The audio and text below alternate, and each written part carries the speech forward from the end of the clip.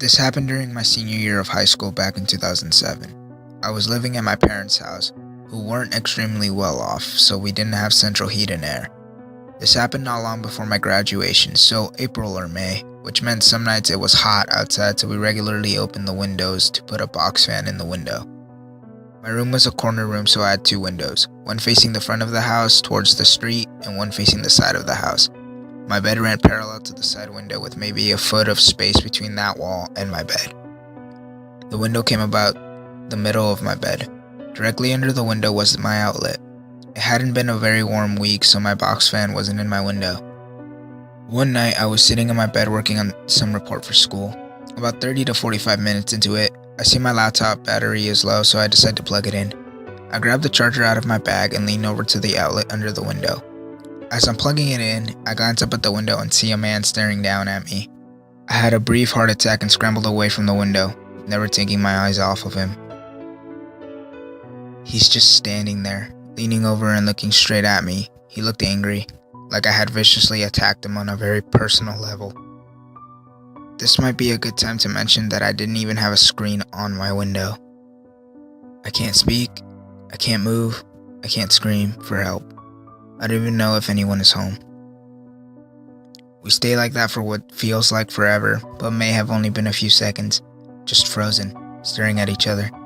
I want to get off my bed and head for the door, but I'm afraid to turn my back to him. Finally, he starts shaking his head and says, "Anyone could crawl through." I don't know why, but the way he said "crawl through" just sent shivers down my spine. Maybe it was the fact that that was just the way he chose to say it. I imagined him crawling through my window every night without me knowing, and it just filled me with even more horror. I threw myself off the bed and ran for my door and screamed for my brother and my dad were running down the hallway. They came out and I frantically told them what had happened, and they ran outside to check around the house but didn't find anything. I moved out not long after graduation, but I will never forget the way he said those words. Anyone could crawl through. This was only half a year ago.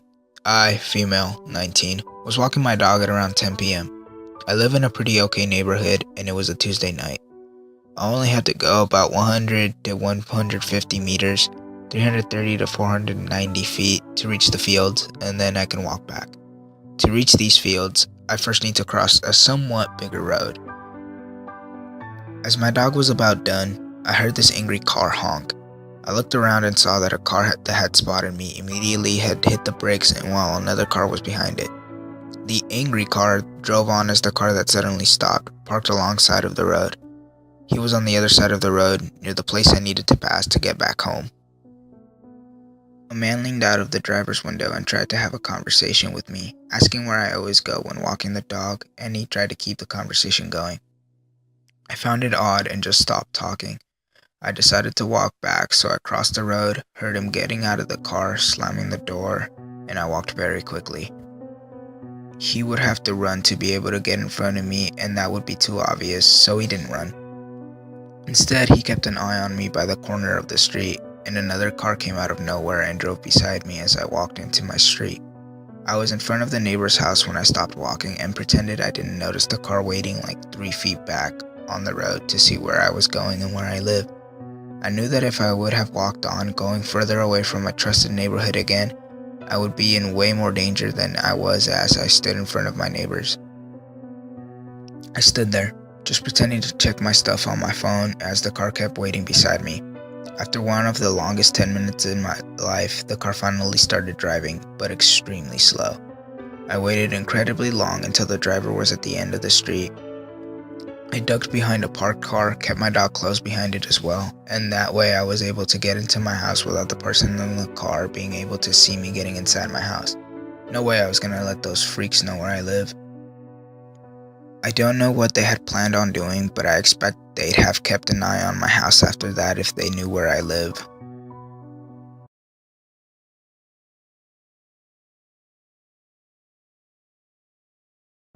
Hello. To start off, I'm a 25-year-old stay-at-home mother of two, and I no longer feel safe in my apartment.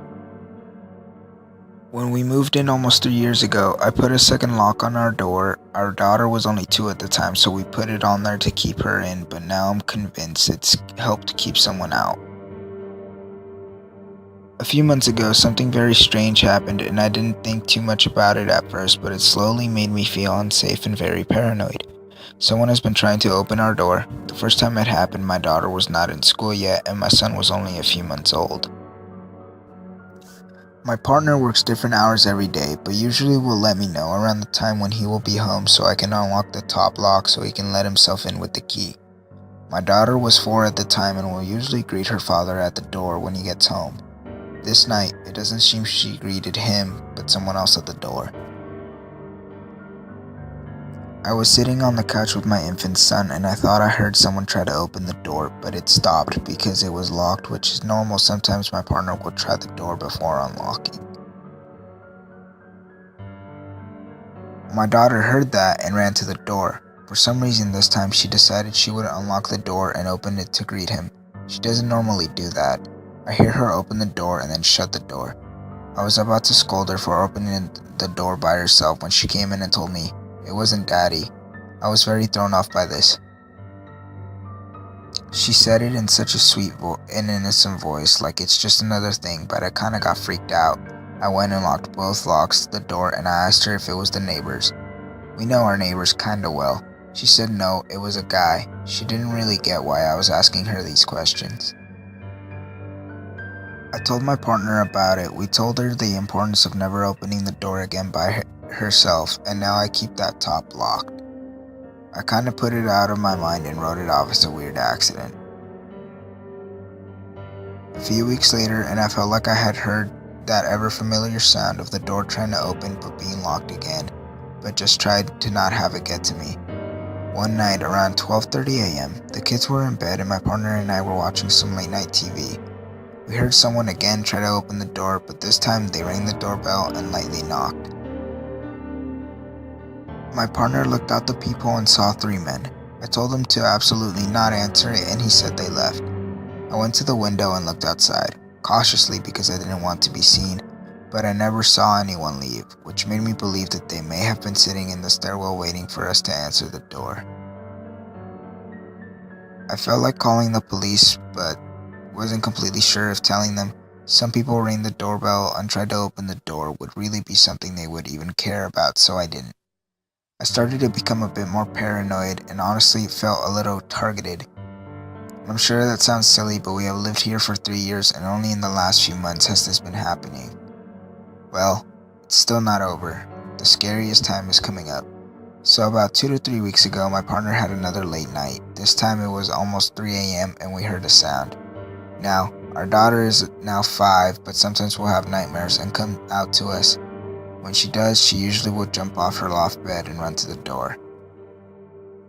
That night we heard the sound of what we thought was our daughter waking up and running to her door, so my partner opened her door. He then looked at me strangely, and right when that happened, there was a giant thud at the door and another running sound. We realized then that it was someone running on the stairs outside. My partner looked through the peephole and saw no one. I looked outside and saw no one. That night, I took my kids into our room, locked the bedroom door, and pushed something heavy in front of the door, and after having a panic attack, where I thought I actually might need medical attention, I silently cried myself to sleep. We got a hold of the landlord the next morning, and were told she would try to get someone to patrol the area. Since then, I do not open the door for anyone other than people I know, and nothing else really happened until today, which is why I'm posting this right now. I had just gotten out of the shower, my daughter is at school, partner is at work, and my son was in his pack and play. I was trying to get the dried off when I hear a knocking at the door. I'm not expecting anyone, so I'm not going to answer it. I then hear the door try to open. I didn't really know what to do. I'm sitting there naked, but so tired of this I put a robe on and grabbed a knife, just in case. But when I looked out the peephole, no one was there. I'm looking into moving. I cannot handle being here. I feel very unsafe and violated that someone keeps trying to open our door, especially with my kids here. I need to vent. Thanks for listening, and to the person or people who keep trying to get into our apartment, let's not meet.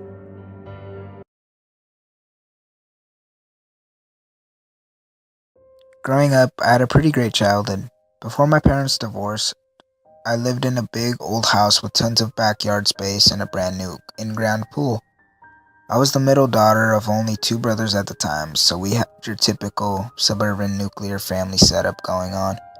My street had a lot of different kinds of people living on it, but my house was one of the only ones with a family in it. Meaning, the house next door was an elderly couple with a whole bunch of dogs, and the house across the street was another elderly couple who loved pranking me and my older brother. They were awesome, to be honest. Next to them lived the guy the story was about, Mike. Mike was a secluded guy. He lived alone, and we only ever saw him when he was walking his dogs or taking out the trash, which was weird. Most people on my street knew each other very well, but no one really knew this Mike guy. I hardly ever saw lights on in his house, and from what my older brother remembers too, he was never really out and about like everybody else on our street. And it's not like he wasn't home, because his really nice red Jeep Wrangler was always parked in his tiny driveway unless he was at work. Anyway, one night I was in our dining room with my parents playing some type of board game, and there's a knock at the door. This neighborhood was not rough by any means, so my parents usually kept our door unlocked until they went to bed and rarely ever denied opening the door to anybody. My dad noticed it was Mike and immediately opened the door, being a friendly neighbor and inviting him in for a beer even though we had never socialized with him before. So Mike sits down, and I remember sitting across from him next to my dad and being super shy and awkward because honestly, this guy always gave me the creeps. He proceeds to tell my parents that he knew my mom worked for a home remodeling company. This isn't weird for him to know. My mom's company car had the logo plastered all over it and was always parked in our driveway. And he wanted to know what her prices were, etc. So my mom starts giving him the sales pitch, and I get bored of the adult conversation and leave to watch my brother play his Tony Hawk skateboarding game on his Xbox. Mike ends up staying for probably around an hour and ends up leaving with a friendly handshake and a thanks for the beer, yada yada. My mom and dad exchanged confused glances once they shut the door behind him, and my dad made a comment about how that was super random and the guy was kind of a weird vibe about him. But both he and mom played it off as him being a loner and not having the best of social skills. After this encounter, my mom started seeing Mike everywhere, and I mean everywhere.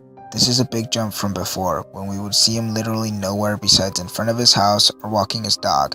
It's not even like it's one of those things where you buy a new car and suddenly every other car you see out driving is the same as yours. I live in a pretty tight-knit community in a small town, and it's hard to go out without seeing someone you know, and everyone is always super friendly and says hello even if they don't know each other very well. My point being, if mom had ever seen Mike in public before, she would have remembered. It started off as her seeing him in common places like the grocery store, Target, gas stations, or the occasional trip to the bank. Then as the weeks went on, she noticed that every time she would pull out of her driveway to leave to go somewhere, his red Jeep would immediately follow, like he was waiting for her to leave and then would just jump in his car and follow. She even noticed him in the parking lot of her work one time. She knew it was him because of the bumper stickers he had. Things got really weird when he would just start coming up to my mom while she was smoking on her porch or just sitting out there reading. He would have really uncomfortable conversations with her, the kind where person you're talking to is just so socially awkward that holding a conversation with them is physically painful and you just want to leave. This happened about twice a week, and my mom was starting to get really sketched out by his behavior. I think her breaking point was one day when she was at the gym and he showed up. He had followed her there before, and she would always see him there using one of the machines behind her and could feel him staring at her the whole time. Anyway, this time he showed up about 45 minutes into her usual 1-hour workout. So he got on the machine behind her and was there for the last part of her routine. When she got up to leave, he followed her. 15 minutes into his workout, he decided to just get up and leave the exact same time my mom did. Not normal. She even took a super weird, out-of-the-way route home to affirm her suspicion that he was following her, and sure enough, he was behind her the whole time. She was fed up. She came back super freaked out and told my dad that the next time he pulled this shit, she was gonna confront him and hopefully scare him off. Fast forward a few weeks after this accident, and things had died down almost completely. My mom started to think that he had moved on to something else or had realized he was just being a total weirdo. One night, I woke up late at night and went to the kitchen to get a drink of water. I must have been at least midnight, late for a 10-year-old, because my parents were asleep and the only light on in the house was a small lamp we kept on top of our piano in the dining room. To get from my bedroom to the kitchen, I had to walk through the dining room, the same one that looked at to our front porch and faced Mike's house across the street. I should mention there is also a huge bay window on the same side of the dining room that is facing the street, so on my way through the dining room, I looked to my left just to take a peek outside. What I saw, I will never forget. It was Mike just sitting on our porch, on one of our chairs, looking into my house through the huge bay window. We both realized the other one saw us at the same time, and his eyes got huge and he sprang up and sprinted back across the street to his house. I was so terrified that I never even told my parents. I know, that's dumb, but I was only 10 and was afraid of my parents not believing me or worse, them believing me and then my dad going over and seriously messing Mike up. So I did my best just to forget about it. From then on, he never bothered my mom again, and my parents ended up divorcing about 2 years later, and we moved out of that house. Oh, and he never got his house remodeled either. So, even though I don't live there anymore, Mike, let's never meet again.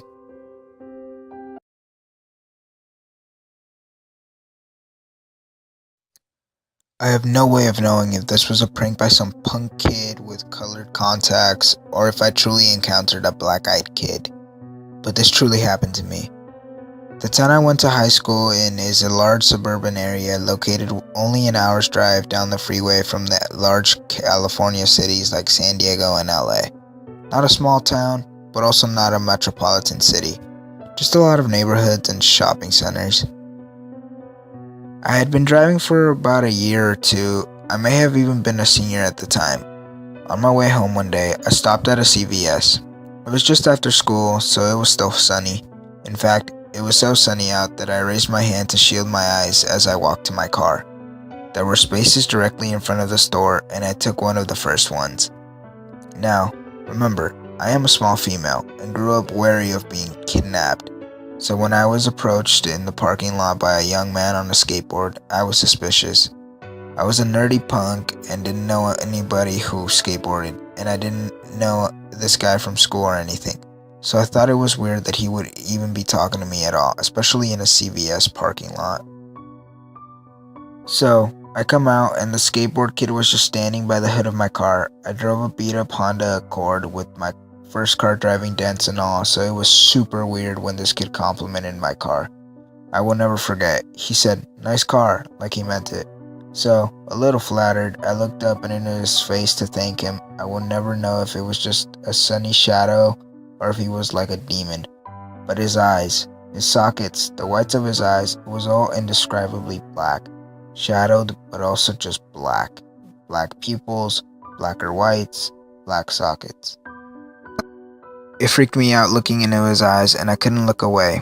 I could see all of him, but all I could look at was his eyes, his black eyes. I managed to thank you and became flustered as I went to open my car, but he stayed at the hood and offered to wash it for me. He literally said, "I could wash it for you." Like, what? Why? No, I don't think so. I got in the car anyway and rejected his offer to wash my car.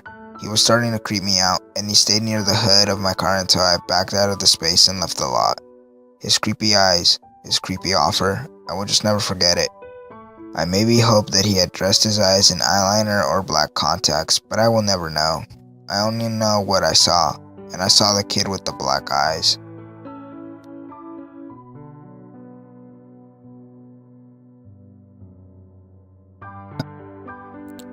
Hey guys, Kingdom Horror here, and thank you very much for listening. Yeah, it's been about a year since I did anything. Yeah, so sorry about that. Life just busy. And yeah, but I figured why not come back for Halloween. I do have like a Halloween special. It's gonna be about an hour long. It's gonna be longer than this one. It's probably gonna come out a little bit late. Uh, hopefully I can finish it by Halloween, which is technically today. So I don't know if I'll be able to finish it, but I will definitely have it out soon. And yeah, I've got a bunch more videos coming out within the next month or two. I actually have a bunch of them recorded, so yeah, stay tuned for that. And just comment down below what you guys what type of videos you want to see next. But yeah, guys, so yeah, I'm back.